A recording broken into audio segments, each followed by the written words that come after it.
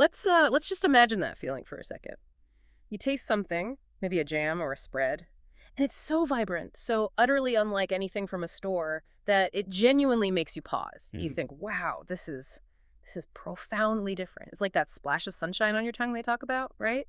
A truly special burst of fruit flavor, crafted with real care. Yeah, and that seems to be the core promise of this guide, Spread M, this idea of escaping the ordinary. Exactly. Getting away from those typical, sometimes pretty bland supermarket offerings. Right, to discover this whole world of flavor ecstasy, as they put it, that you actually craft yourself. Yeah, it's about transforming simple fruit into something, well, something magical.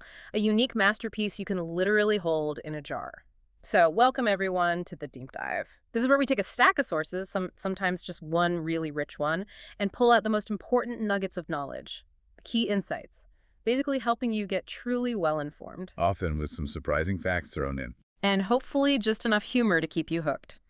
Today, we're embarking on a deep dive into the really fascinating world of homemade fruit spreads. And our guide for this journey. It's this book called The Shrimp Boat Spread M, The Complete Guide to Homemade Fruit Spread. Okay. Our deep dive is based on excerpts from its introduction, One Opening. This section introduces the 46th place, which seems to be the publisher, and their various publications, especially the Shrimp Boat series. And Spread M is highlighted there. Yeah, as a standout book available on Amazon. And, what's really compelling here, right from the start, is that we're clearly not just looking at a simple collection of recipes. It doesn't feel like that. No, not at all. From that initial description, Spread M promises to be something much more. It sounds like an exploration of a whole philosophy of culinary creation. A philosophy? How so?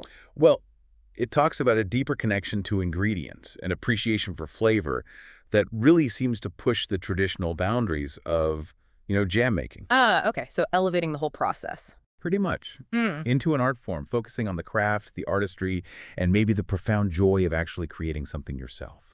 Okay, so that definitely sets the stage for our mission for you, our listener, today. Our goal is really to unpack the essence of this guide. We want to understand its core appeal, that rich tapestry of flavors it invites us to explore, and maybe why homemade fruit spreads are portrayed as, well, so much more than just preserves. Right, beyond just keeping fruit from spoiling. Exactly. So get ready for some genuine ha-ha moments, I think, because we're going to delve into the frankly, surprising range of ingredients it champions. And that connection to nature's bounty that seems really central. It really does. It feels like a journey from the everyday to something quite extraordinary. Okay, let's start by unpacking that core concept that Spread M introduces right from the get-go, this idea of escaping the ordinary. Yeah, that line really jumps out. It does. The book's opening line hooks you immediately. Craving sunshine on your tongue, escape the ordinary with this passport to a world where every fruit is a portal to flavor ecstasy. Wow, that's quite a statement. It's a bold promise, isn't it? So when we talk about escaping the ordinary, specifically with fruit spreads, what does that really mean? Well, I think it's about moving past those predictable, often mass-produced, factory-made flavors. Right, the ones we all know. Exactly. It's about rejecting the idea that a fruit spread has to taste exactly like the one you grew up with from the grocery aisle. So it's not just about making a jam. No, it's about making your jam. One that sings with a unique personality, real depth, a complete departure from that kind of bland uniformity we often find on supermarket shelves. And, a crucial point emerges here. It's how Spread M seems to tap into this broader cultural shift we've been seeing for a while now. You mean the move towards? Yeah, this growing longing for genuine flavor, for a definitive break from the monotonous. People are increasingly seeking out artisanal, handcrafted goods. Oh, yeah, like bread. Coffee. Exactly. Yeah. Bread, coffee, cheese, beer, and yes, fruit spreads. There's this desire for authenticity, for something made with actual care and intention, not just efficiency. Right, not just speed and cost. Precisely. And Spread M appears to directly address this yearning. It offers a kind of tangible path to reclaim that authentic taste experience right in our own kitchens. So it speaks to that bigger movement? I think so. A culinary movement that values where things come from, the process, the purity of ingredients, over just convenience and, cost-cutting. This isn't simply about a sweet treat. It feels more like a lifestyle choice that really values quality and a deeper, more personal connection to our food. The guide definitely uses language to just immerse you, doesn't it? It jumps right into this incredibly vivid sensory journey. It paints a picture that's almost palpable. Yeah, the examples are great. It invites you to, quote, imagine. Sun-warmed mangoes whispering tales of tropical beaches bursting with citrus and spice. Ripe blackberries, their jewel-like darkness promising a symphony of sweet and tart. Plump figs, their honeyed flesh, a taste of ancient Mediterranean sun. You can almost taste them. Exactly. The sensory language is undeniably powerful. But, for a deep dive like ours, does focusing so much on this poetic imagery risk, well, overshadowing the practical side of jam making? That's a fair question. Or maybe setting expectations that are a bit too high for the average home cook. Like, can my mango jam really whisper tales of tropical beaches? It's a good point, and I think the guide anticipates that. While the language certainly creates aspiration, it seems to cleverly balance it. How so? Well, for instance, after painting this really vivid picture, the text often pivots to quite specific, achievable techniques for actually capturing those exact flavors. Ah, okay. So it gives you the how-to. Yes, it often breaks down potentially complex processes into manageable steps, like advocating for quick maceration methods to keep those fresh fruit aromatics rather than just boiling them away. All right, not overcooking it. Exactly. So it's not just selling a dream, it seems to be providing the roadmap too. And, in a broader context, this kind of evocative sensory description in food writing is incredibly powerful Why is... because it sets an immediate expectation for quality and depth. It primes you, the reader, to truly imagine the flavors, the textures, the aromas before you even pick up a spoon or a piece of fruit. So it gets you invested. Completely. By creating such a rich mental picture, Spread M isn't just selling recipes, it's selling an aspirational, yet seemingly attainable culinary journey. It reassures you that the spreads you'll create can live up to these poetic descriptions, that they might actually feel like portals to tropical beaches or ancient Mediterranean sun if you follow the methods. It really does sound like an invitation to a different kind of cooking, doesn't it? One that goes beyond just, following instructions step by step. The guide leans heavily into this philosophy of craft. It talks about coaxing out hidden harmonies and crafting jams that sing with the true soul of fruit. I love that phrasing, coaxing out hidden harmonies. Me too. And it's positioned as a stark contrast, as the source points out, to the sterile jars and predictable flavors of store-bought spreads. Right, the mass-produced stuff again. Yeah. It implies this delicate touch and understanding of the ingredients that goes way beyond just mixing sugar and fruit in a pot. Like listening to the fruit. Kind of. Coaxing out its inherent best qualities, rather than just imposing a standard recipe on it. You can almost visualize the act of, slowly stirring, carefully balancing to get that perfect expression of flavor. And this brings up such a crucial point, I think, about the fundamental difference between just preserving something, Like canning it so it doesn't go bad. right, versus truly celebrating an ingredient. The art and science behind jam making, when you approach it with this coaxing out hidden harmonies idea, it goes far beyond basic recipes. So what does that involve practically? Well, it requires understanding fruit ripeness, not just ripe or unripe, but its nuances. How much pectin is naturally there, what's its precise sugar content, the Brix level, its inherent acidity. Wow, okay. That sounds pretty technical. It can be, but Spread M seems designed to equip the home cook to navigate these things. For instance, it might introduce advanced pectin management, teaching you simple tests, like the wrinkle test on a cold plate to check the set, or how to identify fruits with lower natural pectin. And what do you do then? Add store-bought pectin. You could, but the guide might suggest other options first, maybe natural gelling agents like chia seeds, or even making a pectin stock from apple cores and peels. Huh, interesting. The goal is to get a beautiful set without altering the fruit's true flavor profile with too much commercial stuff. This really moves beyond basic recipes into a deeper scientific appreciation, allowing you to genuinely enhance, not mask, the fruit's essence. And what's particularly striking is that statement in the book. This is more than just a recipe book. It's an invitation to reconnect with nature's bounty. That phrase really stands out. Reconnect with nature's bounty. It does. Yeah. In practical terms, though, what does this reconnection actually mean for the person making the jam? Well, I think it's about understanding seasons, appreciating natural cycles, recognizing the whole journey from the plant to your pantry. Right. Like knowing when peaches are actually in season. Exactly. And the joy of finding that perfectly ripe fruit maybe at a farmer's market, maybe even in your own garden, knowing where it came from. And then thoughtfully transforming it. Yes. Yeah.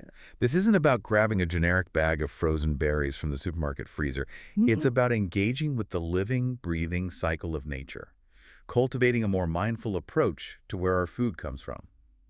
And, in a broader context, this connection to nature's bounty really speaks to a deeper human need, I think.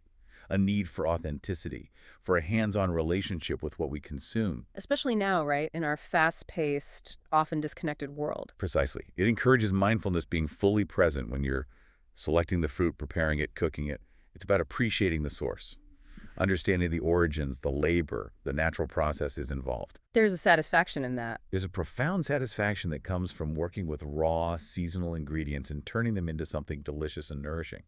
It can even be seen as like a micro-act of sustainability. Oh, Reducing food miles if you buy local, supporting local ecosystems, preserving peak season produce so it doesn't go to waste. that makes sense. And moreover, it fosters this sense of gratitude for the abundance of the natural world. It allows us to participate, in a small way, in those ancient traditions of harvesting and preserving. It strengthens our bond with the environment. Yeah. It really feels like a holistic and deeply gratifying approach to food. Okay, so moving on to the actual art of flavor. This is where Spread M really seems to present this kaleidoscope of possibilities. Yeah, I love that word for it, kaleidoscope. It suggests a range far beyond your typical strawberry or, grape jam. Definitely. The guide immediately challenges your preconceived notions. It mentions examples like the delicate whisper of elderflowers Subtle. and then the fiery passion of habaneros. Whoa. Okay, quite a contrast. Right. Those two descriptions, right next to each other, immediately signal a willingness to push boundaries. It tells you this isn't just fruit plus sugar. No, it's a much more sophisticated exploration of taste. Yeah. It feels like an invitation to be daring in your flavor combinations, to combine unexpected elements to create something genuinely novel and exciting. Whether that's a subtle floral note or a bold, spicy kick.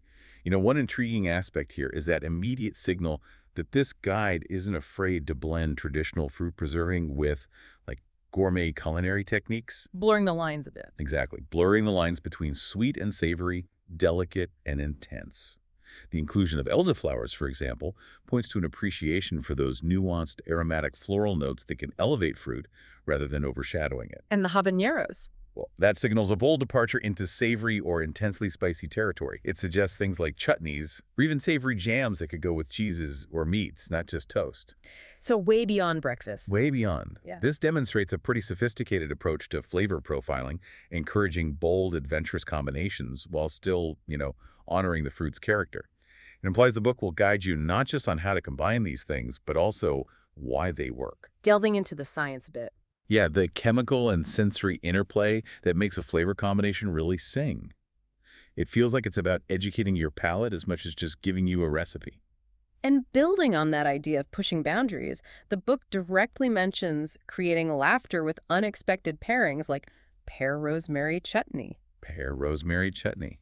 That sounds interesting, doesn't it? This particular example is great because it highlights several things. First, it uses the word chutney. Which is different from jam or jelly. Right, often implies something more savory, spiced, maybe chunkier. And then the combination itself, pear and rosemary, that's a creative leap. Yeah, you don't see that every day. You really don't find that in a conventional supermarket jam. Rosemary, with that earthy, piney aroma, it transforms the sweet, mellow pear into something else entirely. Something you could serve with. Roasted meats, maybe strong cheeses, or even as part of a gourmet sandwich. It moves firmly into that realm of complex flavor profiles, showcasing the versatility of fruit way beyond just being sweet. And zooming out a bit, this really highlights how food, especially homemade food, can be such a powerful catalyst for joy and shared experience, way beyond just, fuel. Right. Sustenance. Creating culinary surprises, like a pear rosemary chutney, that instantly becomes a conversation starter, right? A moment of delight at the dinner table. Wow, what is this? Exactly. These unexpected flavor combinations can truly elevate a simple meal. They can transform an ordinary cheese board into an extraordinary tasting event. Yeah, I could see that. And the act of sharing these unique, handcrafted creations, it fosters connection, it sparks curiosity, it creates memorable moments. It's about making food an experience. Like edible storytelling. That's a great way to put it. Edible storytelling, where each jar holds not just delicious preserves, but also the warmth of the effort put in and the excitement of innovation. It really emphasizes that social side of cooking and sharing, proving that even a humble spread can become a focal point for gathering and enjoyment. So, the ultimate takeaway from this whole philosophy of craft seems perfectly wrapped up in that final descriptive phrase from the introduction. Fruit is not just food, but a canvas for endless creativity, waiting to be transformed into jars of pure homemade joy. That's such an inspiring way to frame it, a canvas. Isn't it? It immediately tells you this isn't about rigid adherence to recipes. It's about inspiration, adaptation, and really understanding the ingredients. Seeing the potential. Yeah, seeing the potential, the blank slate in every single piece of fruit. This makes me wonder, how does viewing fruit as a canvas actually shift our perspective on cooking? From just following instructions step by step. To truly engaging in a creative process. Exactly. It's an incredibly empowering metaphor for the home cook, isn't it? It suggests that while Spread M probably provides expert guidance and foundational techniques. The basics, the safety. Right. But it ultimately invites you to experiment, to trust your instincts, to infuse your own personality into each creation. Use what you have access to. Precisely. Use what's in season, what's locally available, maybe what's even growing in your own garden. Adapt flavors to your own palate, your preferences. This concept transforms jam making from maybe a utilitarian task Getting through that box of plums. into an artistic endeavor where each jar becomes this edible expression of your culinary vision. It fosters a real sense of ownership and pride, making every spoonful a testament to your personal creativity and culinary discovery. Okay, now let's really dive into this incredible list of ingredients that Spread M apparently covers. Right, the actual palette. Yeah, and it's truly expansive. It goes way beyond what you might expect, even from a comprehensive fruit spread book. This list feels central to that complete guide aspect of the title. It really demonstrates the depth and breadth they're aiming for. It's not just, a handful of popular choices. It's like a global harvest of possibilities. It shows this serious commitment to culinary exploration. Yeah, it's pretty compelling how this isn't just a list of the usual suspects, the popular fruits. It feels like a testament to a really deep dive into botanical diversity and global culinary potential. Right. The sheer volume and variety signal a truly comprehensive exploration.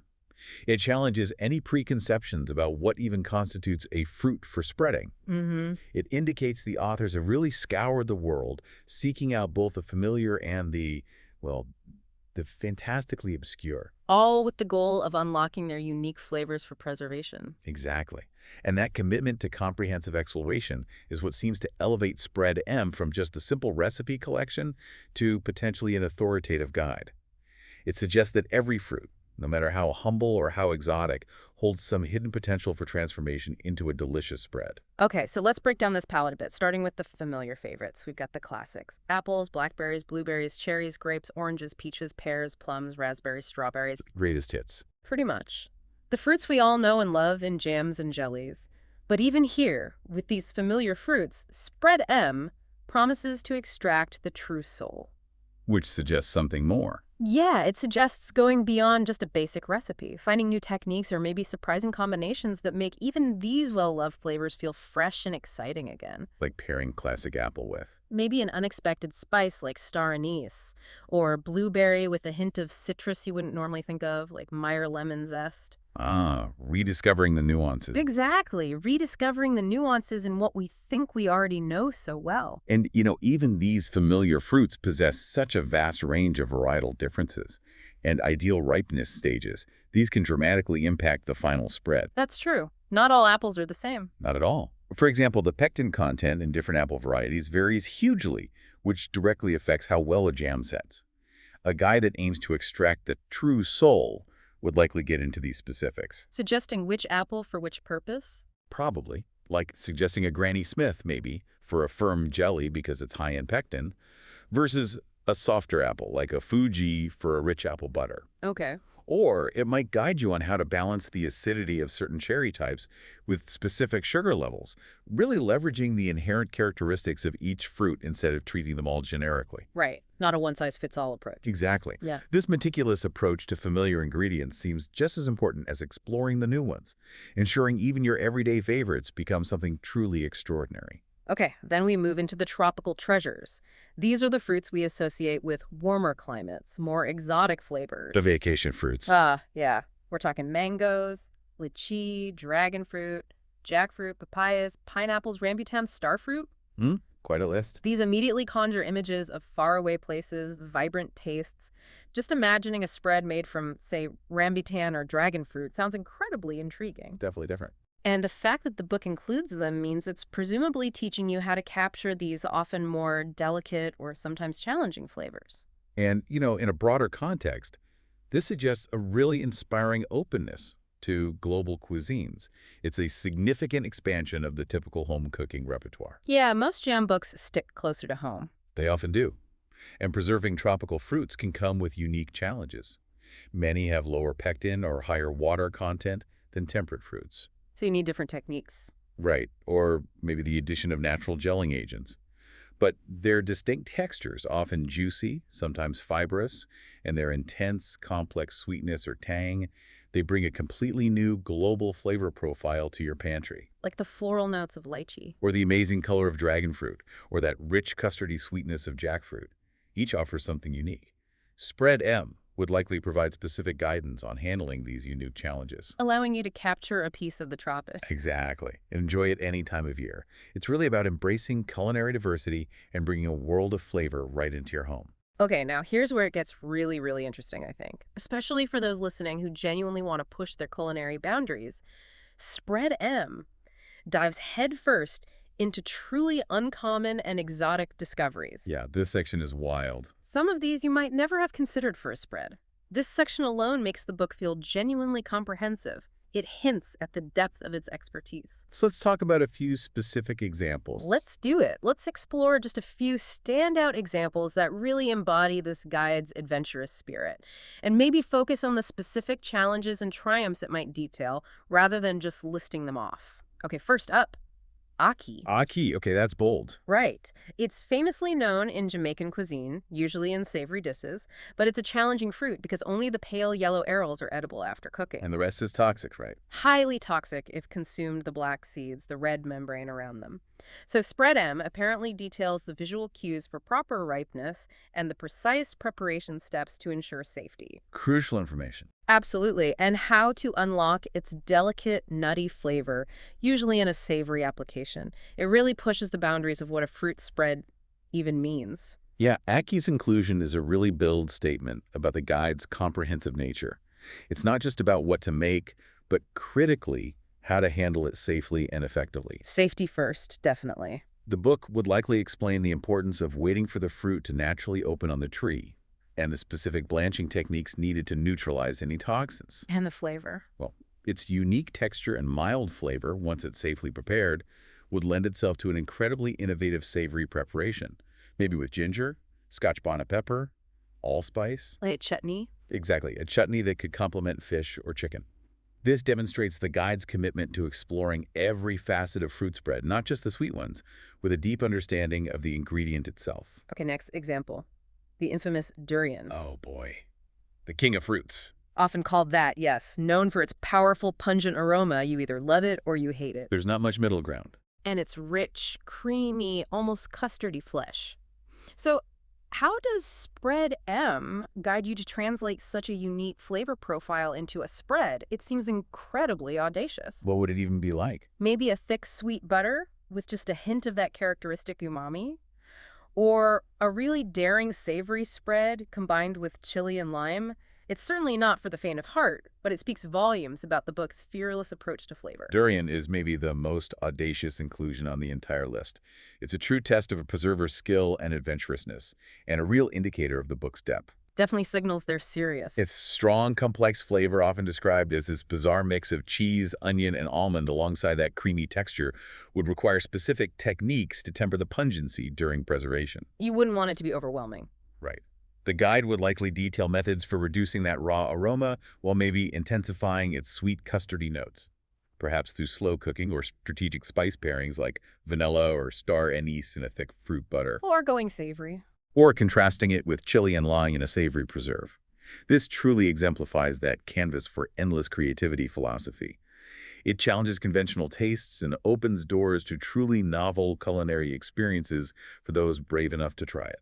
Okay, moving on to something with a bit more historical depth. The medlar. Medlar. Wow, that's going back. It's an ancient, almost forgotten fruit, right? Traditionally eaten when bledded or overripe. Which sounds kind of awful, but isn't. No, it's a process that softens it and develops this rich, almost date-like flavor. A medlar spread would be a truly historical delight, maybe a thick, sweet paste or jelly, evoking old-world charm and a profound, complex sweetness. How does Spread M approach bringing such an ancient fruit and technique into the modern kitchen? The medlar is a remarkable inclusion, yeah. It highlights the guide's appreciation for historical and lesser-known fruits. Bledding is absolutely crucial for medlars. It transforms their hard, acidic nature into something sweet, soft, and palatable. So the guide would have to explain that process. Oh, certainly. It would detail this specific ripening process, guiding you on how to achieve the perfect bledded stage. A medlar spread would likely be a dark, intensely flavored jelly or perhaps a fruit cheese. With what kind of flavor notes? Think wine, pear, dried fruit. The book would probably modernize this ancient technique somehow, maybe suggesting specific storage conditions for optimal bledding or offering flavor enhancements that complement its unique profile, like a touch of ginger or brandy. Making it accessible today. Exactly, making it a truly unique and artisanal offering that connects the modern cook to these ancient culinary practices. Okay, another truly unique one that speaks to the guide's innovative spirit, miracle fruit. Ah, the taste changer. Exactly. Known for its ability to change taste perception, making sour foods taste sweet. The idea of using miracle fruit in a spread is incredibly experimental. What would be the point? Well, it suggests using it to create spreads that actually play with flavor. Maybe making a very tart lemon spread taste profoundly sweet without adding much sugar. Ah, for low sugar option. Yeah, potentially. Or diabetic-friendly options. Or simply for a really novel sensory experience. It opens up some fascinating possibilities. Miracle Fruit's inclusion is really a testament to the guide's innovative, almost scientific spirit. It's not a fruit you'd typically preserve for its own flavor. No, it's all about the effect. Exactly. Spread M would likely explore its application in conjunction with other naturally tart fruits, dramatically altering the perception of sweetness for the person eating it. So it's not just about taste, but perception. Right.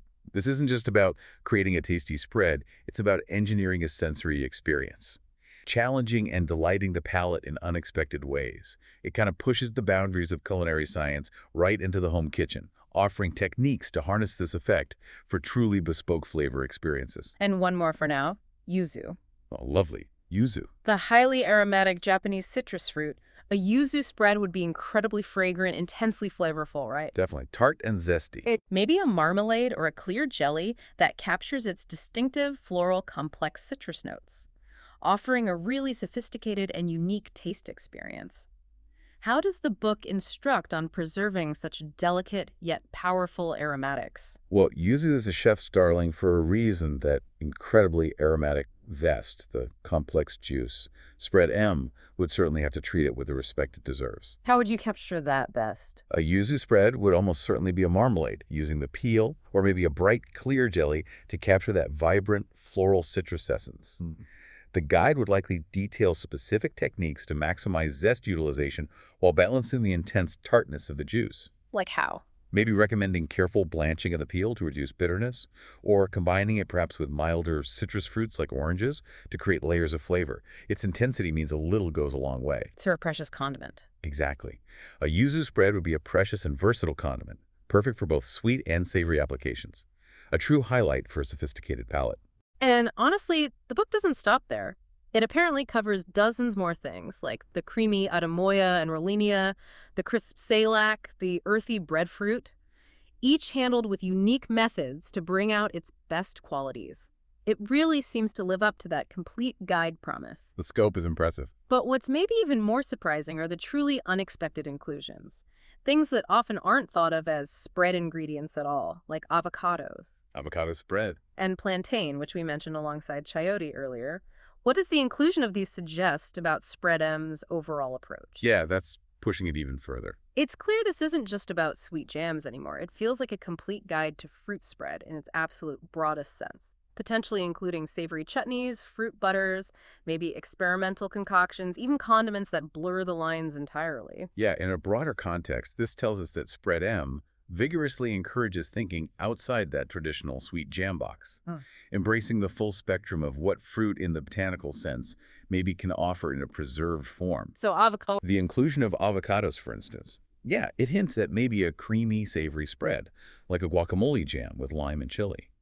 Or perhaps a rich, unctuous base for other flavors, moving completely away from the typical sweet profile. And plantains. Plantains, often cooked as a starchy vegetable, could become a sweet, caramelized butter when they're really ripe, or maybe a spicy chutney when they're green, utilizing different ripeness stages. Very versatile. This open-minded, comprehensive approach transforms the act of preserving from maybe a niche activity into a broad culinary adventure. It invites experimentation and innovation across the entire flavor spectrum. It's a truly holistic view of fruit preservation that empowers the home cook to explore totally uncharted culinary territory. So, okay, after exploring such a diverse and frankly intriguing palette, what does this all really mean for you, the home cook listening right now? Yeah, what's the takeaway? Well, it implies this incredible encouragement for experimentation, right? Pushing you to try new and unusual flavors you might never have even considered putting in a jar before. Get adventurous. Totally. It's an invitation to utilize local, seasonal, or even forage fruits that often get overlooked. It also means expanding your culinary knowledge and your comfort zone. Daring you to engage with global food traditions. Yeah, and ingredients you might only have seen in specialty markets. This book doesn't just sound like a guide, it sounds like a launchpad for your culinary creativity, a true companion for gastronomic discovery. Absolutely. This diverse list isn't just for reading passively. It feels like an invitation to actively seek out, taste, and transform, to significantly expand your culinary horizons. It's empowering. It really is. It empowers you to become a more adventurous and informed cook. Someone who understands the potential hidden in every fruit, no matter how obscure it seems. By presenting such a comprehensive array, Spread M seems to equip you with the confidence to tackle unique ingredients, to adapt recipes, and to truly personalize your creations. Fostering appreciation. Yeah, fostering a deeper appreciation for the sheer variety that nature offers and inspiring a real hands-on approach to discovering new flavors and textures. It makes your kitchen feel like a vibrant laboratory of delicious innovation. Now, let's circle back to where we started because the description of Spread M also really emphasizes the profound connections we make through food. Right, the sharing aspect. Exactly. It says, share the sun-kissed sweetness of apricots with loved ones, spark laughter with unexpected pairings, and create memories that linger long after the last spoonful is savored. This isn't just about the act of making, it's deeply about the act of giving and sharing. That simple gesture, offering a jar of homemade pear rosemary chutney maybe, or that sun-warmed mango spread to someone you care about, it becomes a profound way to connect. A way to show care. Yeah, to show care and to create these lasting impressions. It's like a tangible expression of love and thoughtfulness that truly comes from the heart, doesn't it? You know, what's really compelling here is how the act of making and sharing these spreads becomes a form of storytelling and connection, weaving memories into the very fabric of our lives. Like that jar represents more than just jam. Exactly. Homemade goods possess this unique social currency. They embody thoughtfulness, effort, personal touch in a way that store-bought items rarely can. When you share a jar of something you've lovingly crafted, You're sharing more than food. you really are. You're sharing a piece of your time, your creativity, a reflection of nature's bounty filtered through your own hands. These gifts foster deeper relationships, they spark conversations, they create shared experiences that genuinely linger long after the last spoonful's gone. It's powerful. It's a powerful way to express care and create lasting bonds, turning a simple condiment into potentially a cherished memory. And this guide, it seems, isn't just about the output, the final jar. It's also about the process itself. It encourages you to embrace the spirit of the season. That mindfulness piece again. Yeah. Making spreads encourages a real sense of mindfulness. It's about being present with your ingredients, truly noticing the color, the texture, the aroma of ripe fruit. Appreciating the moment. And appreciating the ephemeral nature of fruit seasons. Understanding that this particular strawberry or fig will only be at its absolute peak for a short window, and you're capturing that fleeting moment in a jar. It pulls you away from the daily grind. It really does. It pulls us away from the constant distractions of modern life and kind of grounds us in the here and now. It offers this almost meditative culinary experience. And in a broader context, this suggests that the guide encourages a more deliberate, more appreciative approach to food overall, fostering a deeper relationship with the natural world around us. How so? Well, embracing the rhythm of the seasons through preserving is inherently sustainable, isn't it? It helps reduce waste by utilizing surplus produce. It encourages buying locally, supporting local farmers. This mindful engagement with food also offers a potentially calming, meditative experience. That focused attention required to prepare and preserve fruits can actually be a form of self-care, Letting you slow down. allowing you to slow down, connect with the Earth's cycles, and find profound satisfaction in a tangible, delicious outcome. It feels like a practice that nourishes both the body and the soul. And ultimately, spreadum really seems to be about empowerment, about personal culinary discovery. That sense of accomplishment. Exactly. It underscores that incredible sense of accomplishment, that genuine joy that comes from transforming raw, natural ingredients into something beautiful, delicious, and entirely your own. Learning new skills. Yeah, gaining new skills, trusting your instincts in the kitchen, becoming a more confident, more adventurous cook. Those aha moments, Huh. when an unusual pairing works perfectly or a challenging fruit yields an incredible spread, they must be deeply satisfying. Testament to your growing mastery. Which makes me consider, beyond just the delicious outcome, what personal growth and sense of mastery can you truly gain from embarking on this kind of creative culinary adventure? That's a great question. The process of mastering preserving techniques, understanding those nuanced flavor profiles, experimenting with diverse ingredients, it fosters a significant sense of accomplishment. It builds real confidence in your culinary abilities. It changes how you see yourself in the kitchen. It transforms you from maybe a mere recipe follower into more of a culinary artist. And the pride of serving something truly unique made by your own hands and seeing the delight it brings to others, that's an incredibly rewarding experience. It's Absolutely. about cultivating curiosity, maybe learning resilience through experimentation, because not everything works the first time. Yeah. And finding immense satisfaction in that creative act of turning nature's bounty into these jars of pure homemade joy. So we've taken quite a journey today, haven't we? Through the captivating world introduced by the Shrimp Boat Spread M, the complete guide to homemade fruit spread. We covered a lot of ground. We started by discovering its promise to help you escape the ordinary, moving far beyond those predictable supermarket flavors. We explored its profound philosophy of reconnecting with nature's bounty and its inspiring approach to coaxing out hidden flavor harmonies. The craft aspect. Then we delved deep into its astonishingly diverse palette of ingredients, from familiar favorites to rare tropical treasures, and those truly unexpected inclusions that challenge what a spread can even be. Like avocado and durian. Right. This deep dive has shown us that this book isn't just about recipes. It seems to be about embarking on a culinary adventure, seeing fruit as that canvas for endless creativity. And forging deeper connections. Yes, forging deeper connections through the thoughtful act of making and sharing food. So as you consider the vast potential within this guide, and maybe reflect on the philosophy of creative exploration it champions, we'll leave you with this final thought to chew on. Given the incredible range of ingredients we've discussed, from ahi to yuzu, and the guide's clear encouragement to push culinary boundaries, what surprising, perhaps even audacious fruit or flavor combination would you be most curious to try and transform into your next jar of homemade magic?